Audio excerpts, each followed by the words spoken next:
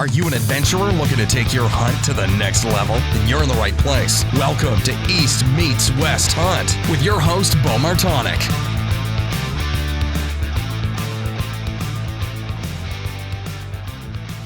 Hey everyone, welcome back to another episode of the East Meets West Hunt podcast presented by Spartan Forge. On today's episode, I actually have a podcast listener and Pennsylvania hunter, Shawn Nicholson, to come on. So Shawn sent in a story for Mountain Buck Monday about a big Pennsylvania mountain buck that he shot in 2020 that I really thought that anyone could learn from this story. So we discuss Shawn's biggest struggles to learning to hunting the big woods, how archery has helped him in life, using logging cuts to find bucks, and closing the deal on a giant 10-point checking scrapes. So for this week, since this is basically the Mountain Buck Monday story, I haven't shared it yet. There won't be any other ones coming out this week, but looking forward to continuing to do that as we move forward throughout the season. So send in your stories to beau@eastmeetswesthunt.com or fill out the contact us form online and on the website and send in your stories, just a brief paragraph and a few photos. Love to be able to share that with everybody. So this episode is really cool, and I think it's super timely with late October coming in. We're in the middle of October now, kind of getting into that later half. We got some colder weather coming in here on the East Coast. This week is looking phenomenal.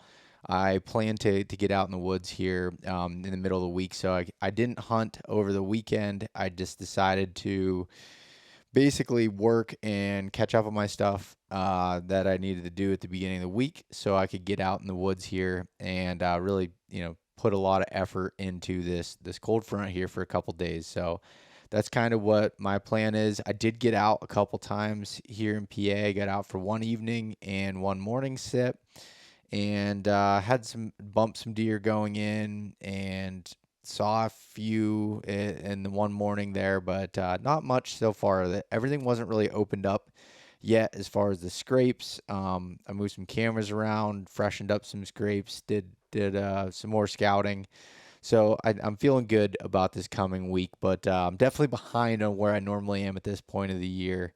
So I'm going to play a little bit of catch up here, but looking forward, I think these next couple weeks here are really great chances to capitalize on some deer, especially utilizing scrapes here in the big woods. So this is our favorite time of year. It's not the time to be screwing around, I guess. It's the time to really put in, your time when you can and take advantage of these cold fronts here in October. If you're able to get out at all, even if it's like you'll hear in the story with Shawn, even if you're able to get out for an hour after work, you never know what can happen. So good luck to everyone. I appreciate you listening to the podcast. If you like it, share it with your friends. Give it a 5-star review wherever you listen to it, and then even giving the written reviews. Those help out so much, and with this podcast growing here. So thank you so much for that. And with that being said, good luck this week. And last thing, head over to the website. If you'd like, check out some of the new deer camp apparel. I got one of the hats on now, and we got the Blaze Orange stuff is in stock. So it's the first time it's been in stock in a while. Got Blaze Orange Mountain Bucks beanies, hats, and then just the regular deer camp stuff, hoodies, shirts, everything that you could imagine there. If you're looking to support the podcast in that way, I'd greatly appreciate it. If not, that's fine as well. So have a great rest of your week, and we will see you with another episode later this week. All right, we're live. Shawn Nicholson, welcome to the podcast.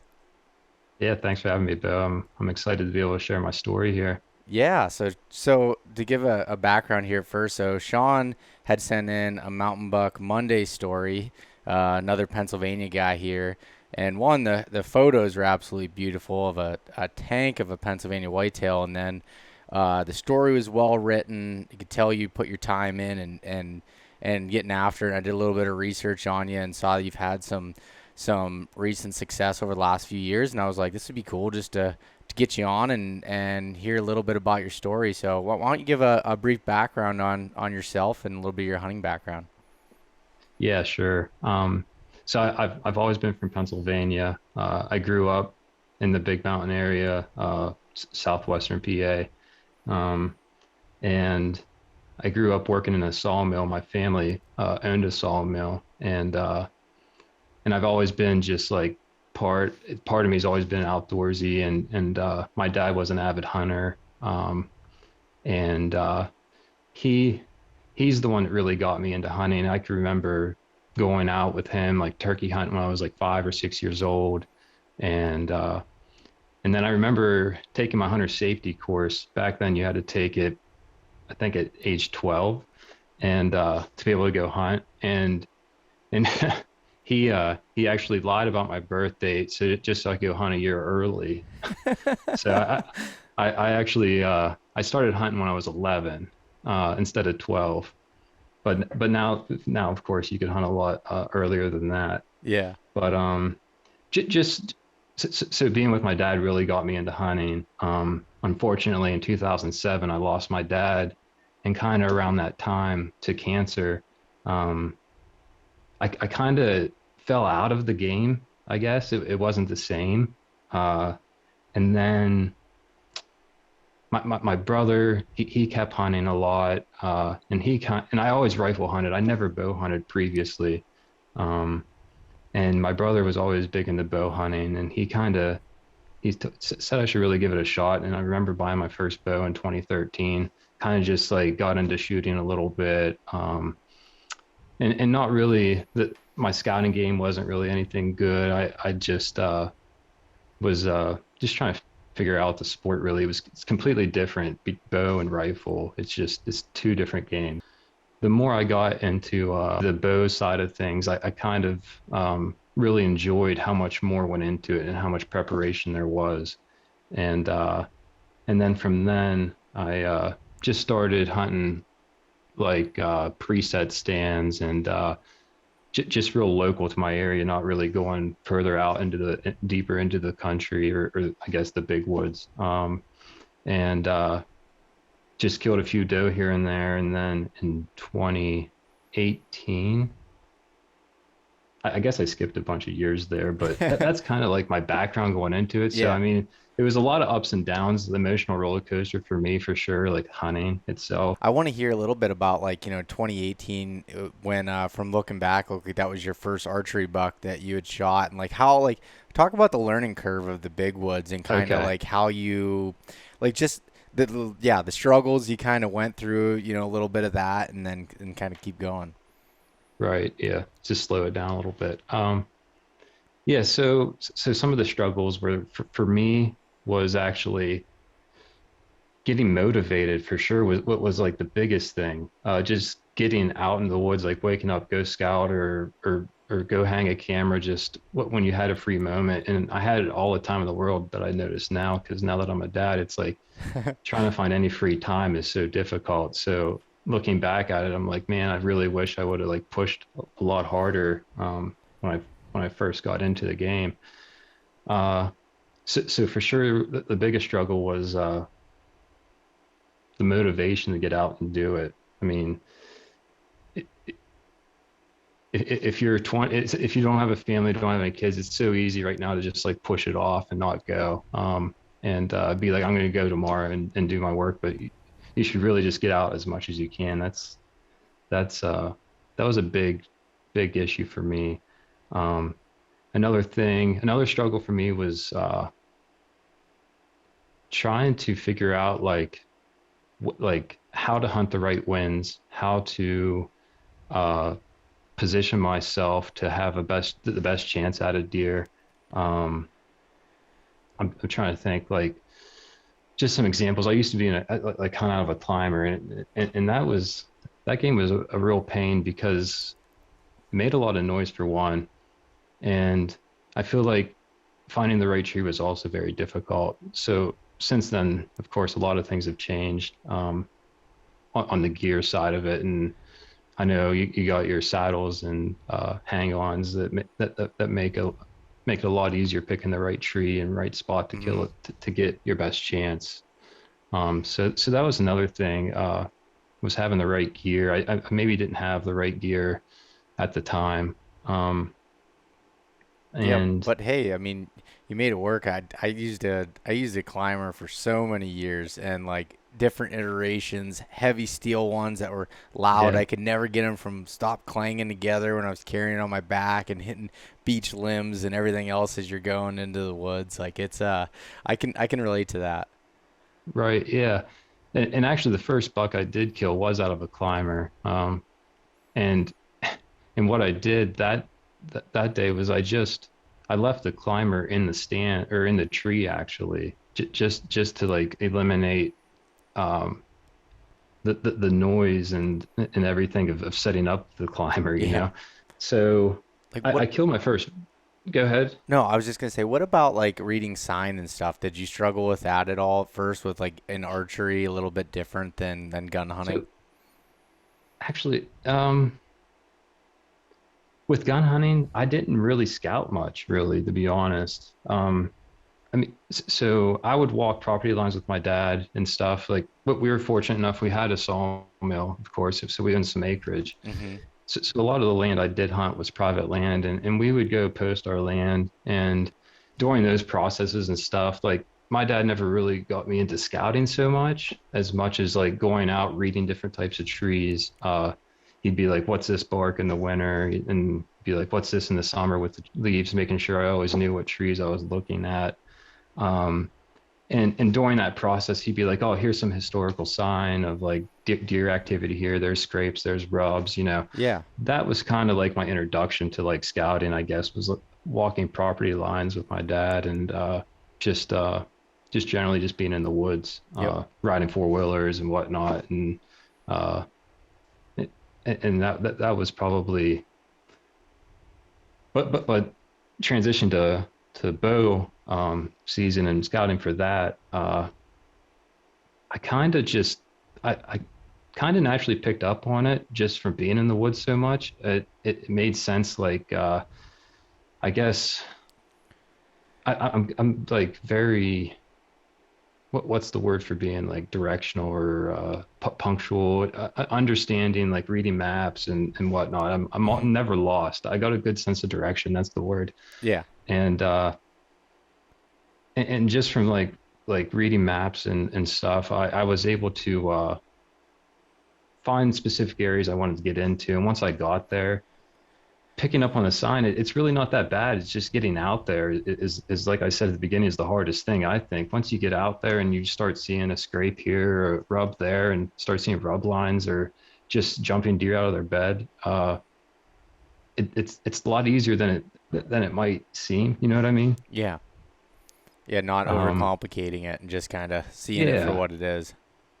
Yeah, just pretty much showing up and getting out there is one of the hardest things. And don't you agree? Y- It's like it's so easy just to like be able to just like hit snooze on your alarm or like just put the day off and say I'm going to do it another day. Yep.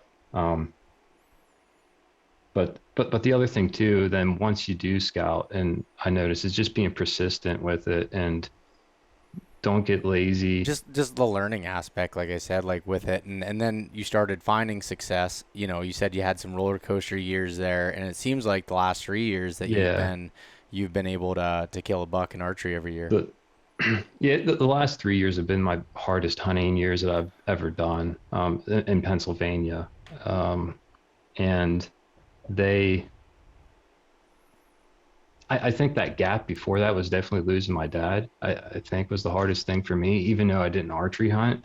It was like I almost needed to find something different that Hmm. wasn't quite, I mean, it still was related, but not quite the same. Um, and, and I've always been just uh, like I have a hard time sitting still and not really sitting still. I know you sit still on a stand, right, all day, Yeah. but like, so like my background, like if I have free time, I like to be mountain biking. I like to be out in the woods scouting. I like to be working out, running, lifting, cross training, and anything that's like active. And I feel like bow hunting was kind of like a good feeler for that when it comes to hunting. So I was able to kind of get back into things because of bow hunting. and of course having my brother to like bounce a lot of ideas off of was awesome too. It helped build our relationship more. We always had a great relationship, but being able to have something else to talk about. I mean, Yeah. what's better than hunting, right? Yeah, and And, like and and archery hunting just like takes up like it's a year-round thing, and it's just like you're always doing something that you can prepare to be better at it. And it sounds like you're I don't know if competitive is the right word, but you like doing things, you like to make yourself better yeah, and that kind of I'm stuff. definitely competitive. Okay, Yeah, all I'm definitely right. competitive, very competitive. But I'm not competitive in the way like we're all like that. Why'd you shoot that buck or what? You know what I mean? Yeah, Like a trophy's a trophy, no matter what you've done or worked for it. I mean, so just I challenging mean, yourself kind of. yeah, challenging myself, right? Exactly. But like my wife said the other day, I was like, hunting season's come up right around the corner. She goes, "What do you mean you've been like doing it all year?" I was like, "Well, I mean the actual like the work that we put in now, it's finally here to Yeah. like show what we actually done." Um, so yeah, I feel like if you're not doing it all year, or not necessarily all year, but maybe like 9 months out of the year, I feel like you're slacking somewhere if you want a chance at a big mountain buck like that, Yeah. you know. And another thing too, I like even if you put 100% into it, it doesn't always mean you're going to kill a deer too. That's another thing. I mean, you could work as hard as you possibly can and have the best like data ever on a deer, and somebody else can get it, or they might run off on you, or you might shoot over its back. You don't know. There's so much you could prepare so much, and that's another thing like to take away from hunting is like you it's not given. I think I like that about it. It's not 100%. It's always humbling. Yeah, it's so humbling. That's right. That's the word I'm looking for.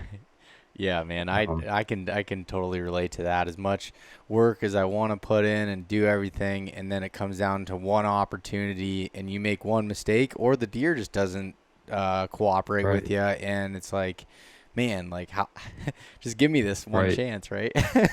Yeah, it's like I know I ranged that tree. It's 35 yards, and he was he was walking right through there, and I don't know, maybe he jumped or something. I don't know. I shot over his back. Yeah. Stuff like that. It can happen so quick. Um, Yeah. So and the other, no, no, go ahead. Sorry. yeah, I was gonna say like bouncing back off my dad, like archery season also was kind of therapeutic for me in a way. I guess just being able to like another reason to get out in the woods. Um, so like it was a way to relieve a lot of stress for myself. Yeah, Yeah. that's another thing I wanted to say that I think I was thinking about earlier. Yeah, no, I Yeah, can imagine, and I think that's awesome that you were able to find that and help with, with that process that I can't imagine with losing your father and being able to to pick up archery and kind of help with that process of relieving stress and just being out in the woods and nature. I think that's pretty awesome that you're able to do that. And so to kind of transition a little bit here, that in 2021, the story that you sent in was incredible. I mean, like I said, the photos are amazing. The buck is just awesome. Like I was pumped up when I saw that and read the story. So I want to hear from start to finish about this buck, like how you kind yeah, of found him and then the process of hunting him. sure. I actually that deer's I sent it to you in 2021, but I killed him in 2020. Oh, okay, gotcha. Uh, yeah. Uh, I did get a decent deer in 2021 as well. Been fortunate the last 3 years to kill my first archery buck, and then 2 years after that to kill two decent bucks. And I mean, one once in a lifetime, probably PA buck, and another after that. Maybe I'm doing something right, or maybe I'm just really lucky. I don't know.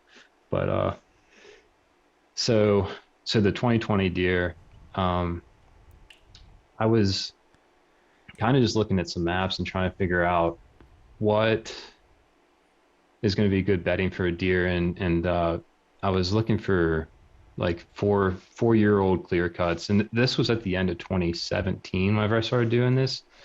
So I found about a 2 or 3 year old clear cut, and I kind of just was on the outskirts of that clear cut running some cameras. It was in the middle of rifle season actually. I was still still out just walking around running cameras during rifle season, and hung a bunch up on the outskirts of this probably 13-acre clear cut. And it transitioned from a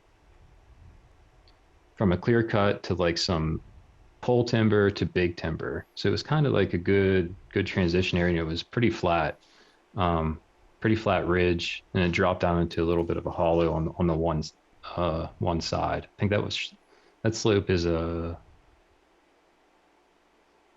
east facing slope. Okay. So I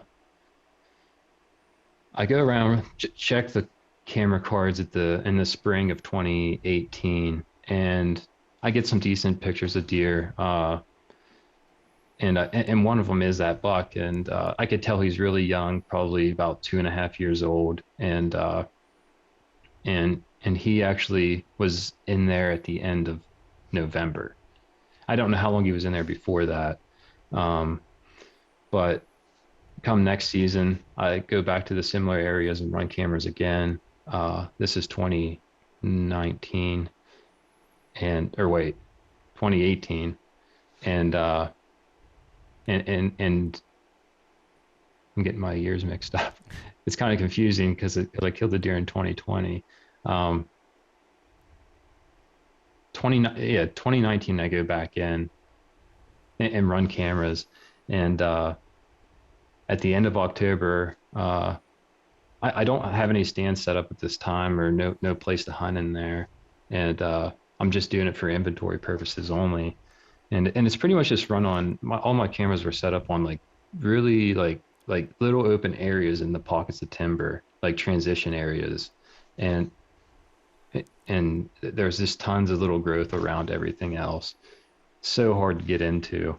But so I had a few cameras set up on transition paths in there, and there was a few scrapes that they were set up on as well, just small low hanging branches.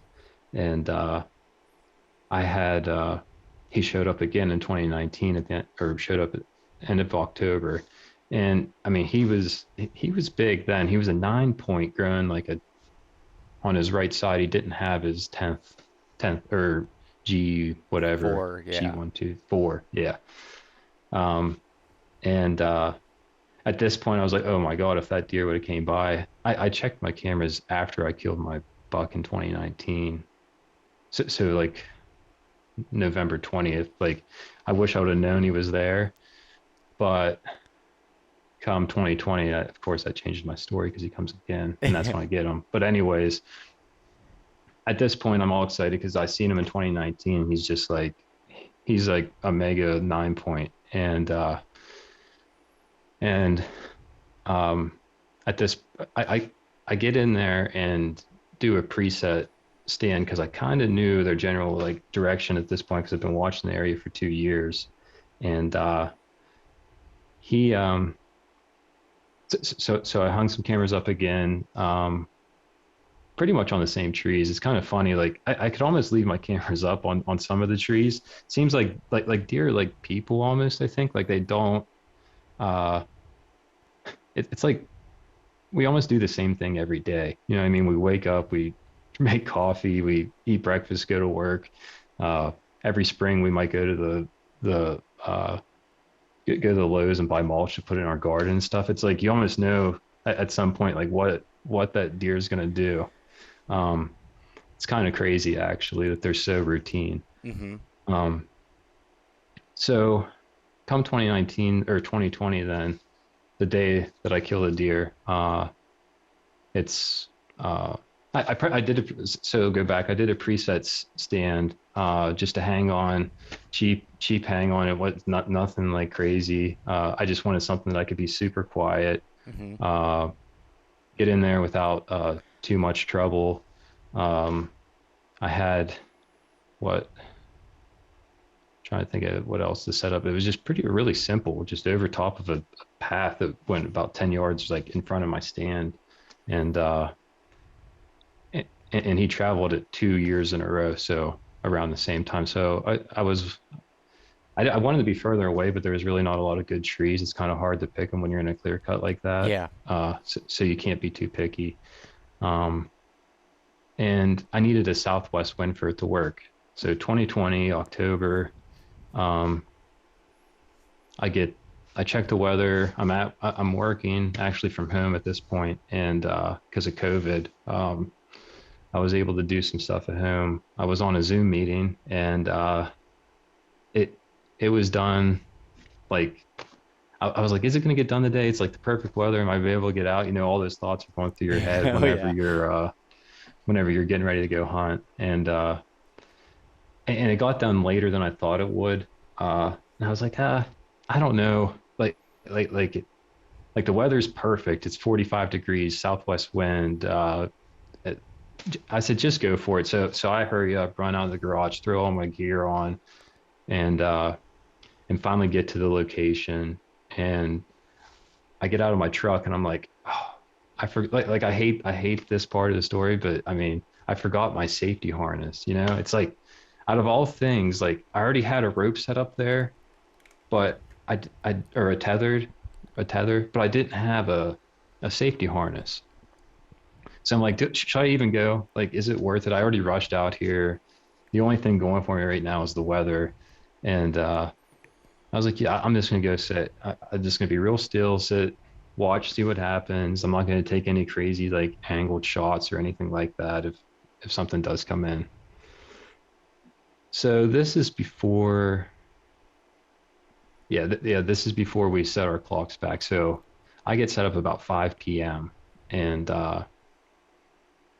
at about 5:30, I start hearing something behind me, just like making some noise. And at this time, I just keep looking over my shoulder. Just don't see anything yet. It's so thick. You could probably only like shoot 30 yards max in there. And and I keep hearing something. I keep checking. Don't see anything yet. And I have like a behind me is I think there was a beach or a it was like a 2 or 3 year old like I'm not really sure exactly what tree it was, but it was full of foliage. I forget which one it is. So it's really hard to see through it.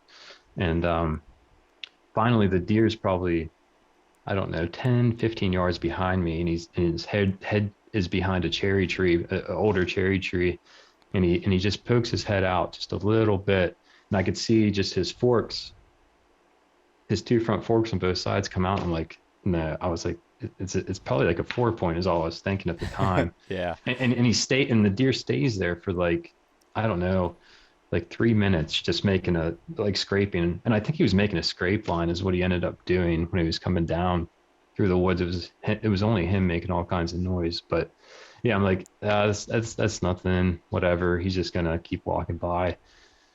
So he takes two more steps out, and he takes his head and he just like looks back and forth both ways, like on the trail crossing. I was like, oh God, my heart like almost stopped at that point. Because I've never seen a deer this big in person in the woods. You know, it's just it was incredible. Actually, I was like, in the past whenever I killed deer, I didn't like get shaky right away till after killing the deer. That this was like I was like shaking uncontrollably like before the deer even like before I even shot or did anything. It was something I never experienced. So I like grabbed my bone. I'm like, I had to compose myself. You could just see my broadhead just like jumping at the end. I'm like, oh my God, get it together. I don't know if you ever experienced that, but it's Oh just yeah, like, oh I have. God, it's typically it's like I could compose myself until the arrow's gone, but this time I couldn't. Um, so, anyways, he pokes his head out into the trail crossing that's right in front of me. Like he's like 15 yards behind me. The trail goes 10 yards right past my stand, and as he's walking up the trail, he's just slowly walking, like sniffing.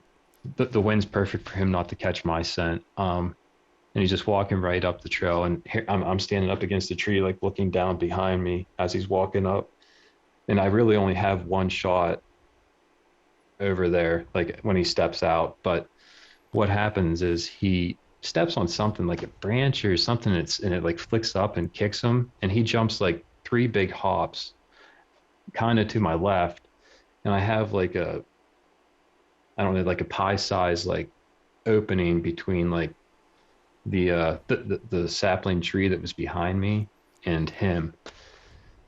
So he's quartered away about like 3 o'clock. He's like aimed 3 o'clock and perfect angle. I draw back. I'm still. I remember myself still shaking a little bit, and I just took a deep breath, put it behind his shoulder, and let it go. And it was going perfect. And right at the last second, the arrow takes a little dip, and I must have just caught a small branch like that was closer to him. It was like literally like the last second that I didn't see it. I thought it was a perfect opening shot. Like I wouldn't want to take anything that would wound an animal. Mm-hmm. I see it just drop real quick right before he hits him, and then he just jumps away. He like nothing ever happened. I'm like, oh no. It's like I think I just missed the biggest buck of my life, and he just walked out of my sight. So I'm like watching him walk away. He's just wagging his tail, no, like acts like nothing happened, just looking back and forth. And once he gets about 50 yards away, I you can't take a shot past like 30 yards in there. I could still see him, and I've like had my binoculars up, trying to like look for anywhere that I hit him. I can't see anything at all, and he ends up bedding down, looking back at me, like where he came from. I was like, that's strange. I never really heard of that before. Like a deer getting spooked and then just walking like a short distance, bedding down. And this is like I said, 5:30, I think. Yeah, 5:30 is like when I did the shot, and there's still probably like 2 hours of daylight left. And I was like, what? I was like texting instantly. I text my brother and like, I think I just shot like or missed the biggest buck of my life. And just text a few buddies. I'm like, what should I do? I said, he's bedded down 50 yards away from you. They're like, don't do anything. Just like sit there and wait and see what happens. He might walk back to you to see what scared him. You don't know. I was like, yeah, okay. So I'm sitting there and I hang my bow back up, string another arrow on it, and he doesn't see me do anything. I just keep watching him. And then I answer a couple more text messages. Having your phone in the tree stand is probably a bad thing sometimes too, right? Yeah, I know exactly what you mean. So I'm like texting, and then I look up and he's not there anymore. Like, oh man, I should have never been on my phone. So I don't know where he went, and I sat there for until almost dark and decided to get out of the tree. So I get out of the tree, walk up to where my arrow is at, and I see like some white hair, and I'm like, oh, that's not good. And then I see the arrow, there's no blood on it. I'm like, oh boy. And then I just take a few steps closer to the direction he ran, and I start seeing like pretty big like spots of blood. I'm like, and it's really bright red blood. And I'm wondering, there's no blood on the arrow. There's white hair everywhere. I was like, wonder what I hit. Just like scun his leg, and like he's just like, it's clotting up on him real quick, or I really wasn't sure what to think. And then all of a sudden I hear him jump up and take like 5 big leaps, and then I hear him bed down again. I'm like, oh, it's like, I'm just backing out. So I just back out, kind of told that story to my brother, and he's like, he goes, I really want to hunt in the morning. He goes, I'm going to be able to grab my dog. He has a lab that he was showing interest in like tracking deer and doing decent at it. So it's like, all right, I'll just wait for you tomorrow. Let me know when you're done. I checked the weather. It's not supposed to rain.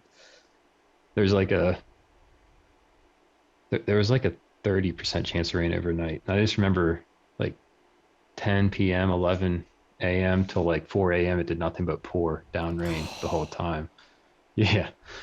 I didn't sleep much, but so I text my brother, he texts me, says, I'm done, I'm gonna go grab the dog. I was like, let's go in and check it out and see what we can find.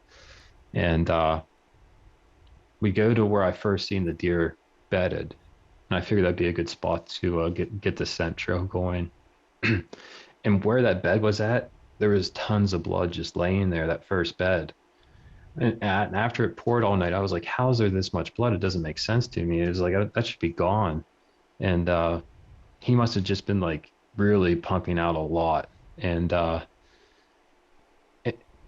and we follow the trail for about 50 yards, and the dog actually followed the trail for a while, and she got pretty much within 15 yards of him and was like running circles. And I was like, he's got to be in here somewhere. I stood up on a rock and just looked over, and I was like, my heart like almost stopped whenever I just seen him like expired there.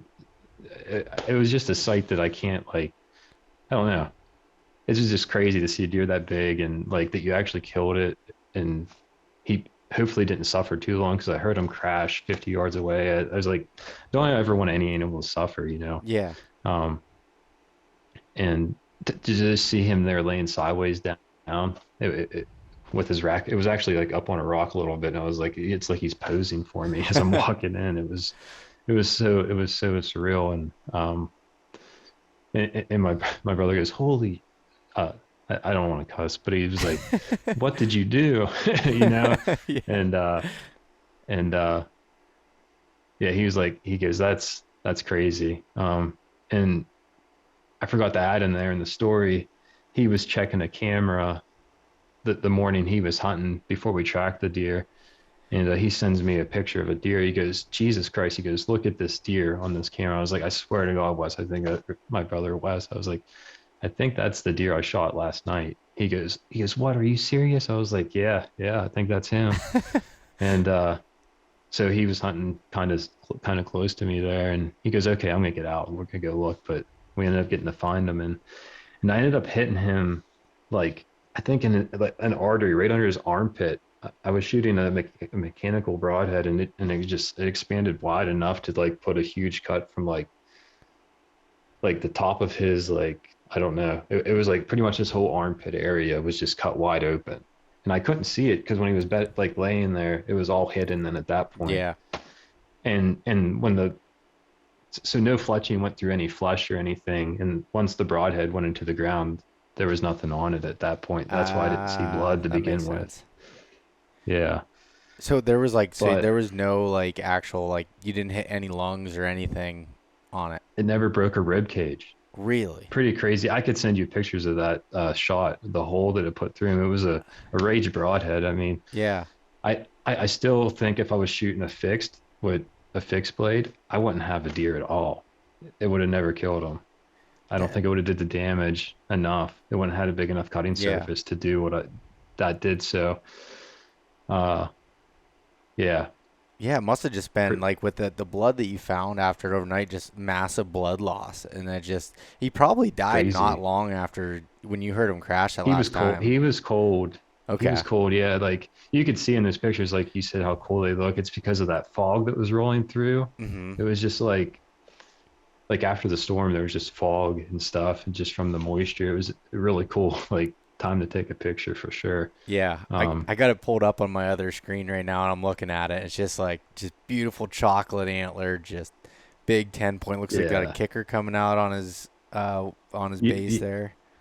Yeah, that was a good deduction for the net score. Yeah, that doesn't count. But it's cool character, right? No one does Yeah. net score. No one counts the net score, No, right? I know I don't. Right. No, that's awesome. That's such Yeah. a cool deer. I love the story too. Just like, just I mean, in that branch. I mean, you definitely had to hit a branch if it dropped down. And it makes sense with the story hitting them low like Yeah, that. I mean, so I was shooting a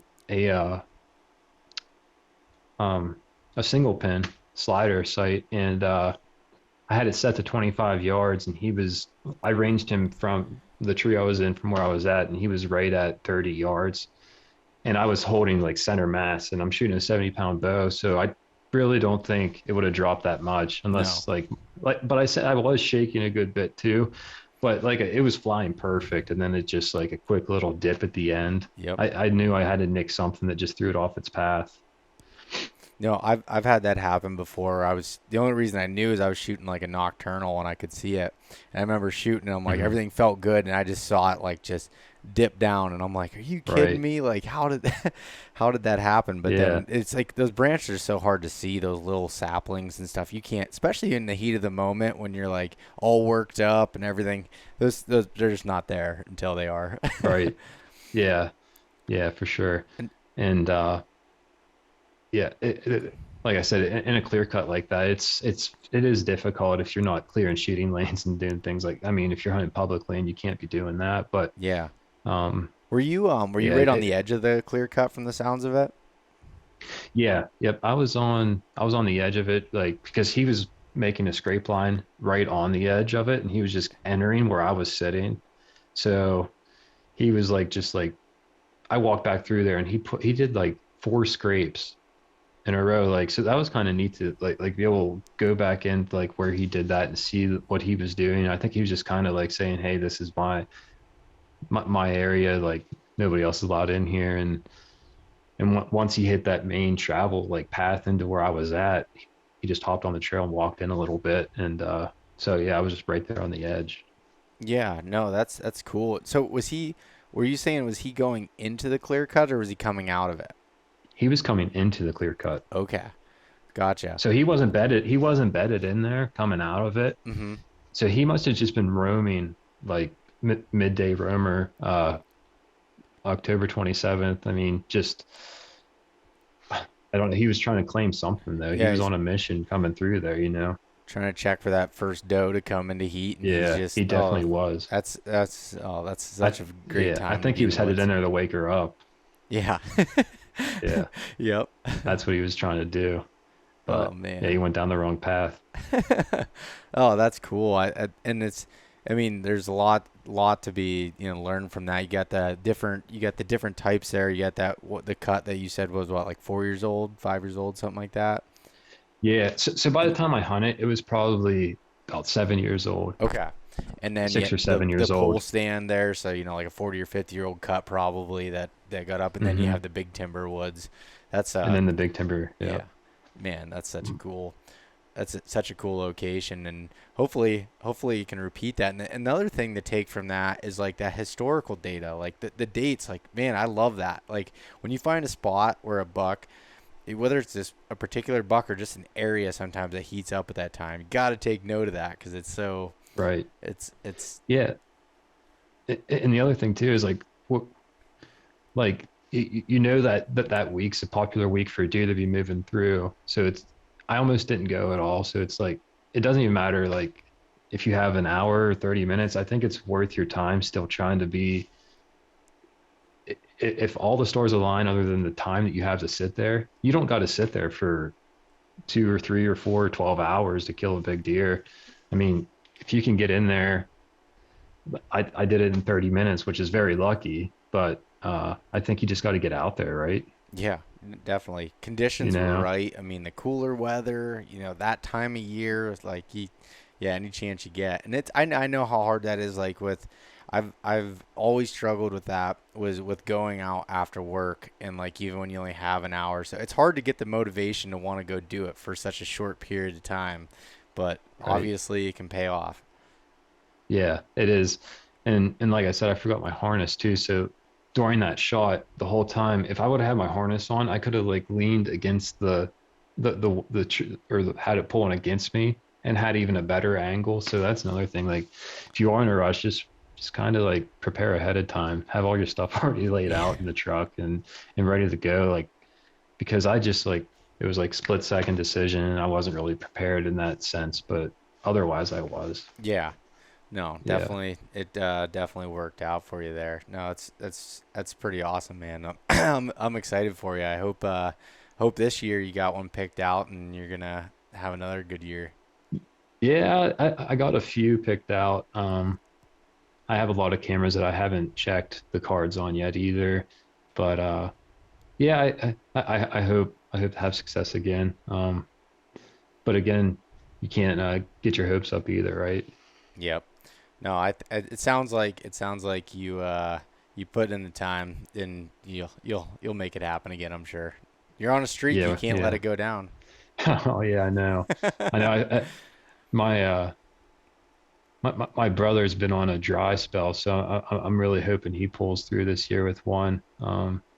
But he had a nice one come by last year, and just like I said, he prepares more than me even, and or I mean I don't like to say more, but he puts a lot of time in, and it just he just nicked it on the back, and it's like I said, no matter how much time or work you put into it, shooting, fine tuning your setup, running cameras, scouting, finding new terrain or new sign, he does all that. And even somebody who puts 100% into it, it's not a given.